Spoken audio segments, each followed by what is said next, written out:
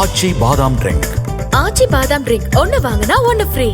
நெல்லை வண்ணாரப்பேட்டையில் உள்ள பிரபல செல்போன் கடை ஒன்றில் உரிமையாளரின் கவனத்தை திசை திருப்பி வாடிக்கையாளர் ஒருவர் 8000 மதிப்புள்ள பொருட்களை திருடி செல்லும் சிசிடிவி காட்சிகள் வெளியாகி உள்ளது.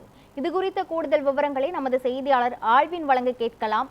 ஆல்வின், அந்த திருடி சென்ற நபர் குறித்து ஏதேனும் தகவல்கள் வெளியாகி இருக்கிறதா? அடுத்த கட்ட நடவடிக்கை என்ன? முழுமையான விவரங்கள் என்ன?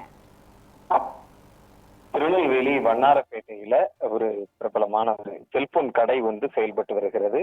அந்த செல்போன் கடைக்கு நேற்று இரவில் 2 நபர்கள் பொருட்கள் வாங்குவதற்காக வந்துள்ளார்கள்.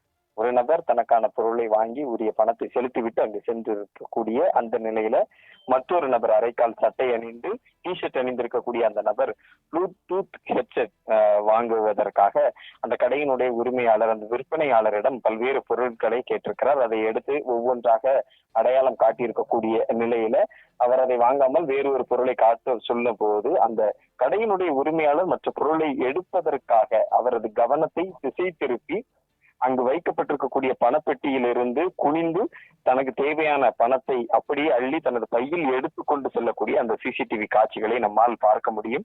அந்த கடையினுடைய உரிமையாளரினுடைய கவனத்தை திசை திருப்பி அந்த பணத்தை எடுத்து விட்டு தான் வாங்க வந்ததான பொருளை வாங்காமல் அங்கிருந்து அவசரமாக அவர் சென்றிருக்கிறார்.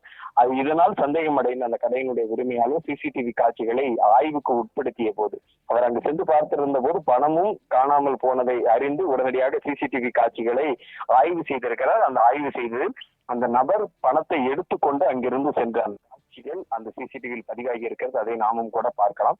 தொடர்ந்து இது குறித்து அவர் பாளையங்கோட்டை காவல் நிலையத்துல இந்த சிசிடிவி காட்சிகளுடைய அடிப்படையில் அவர் புகார் அளிப்பதாகவும் கூறப்படுகிறது. காவல்துறை அடுத்த கட்ட நடவடிக்கைகளை எடுப்பார்கள் என்றும் எதிர்பார்க்கலாம்.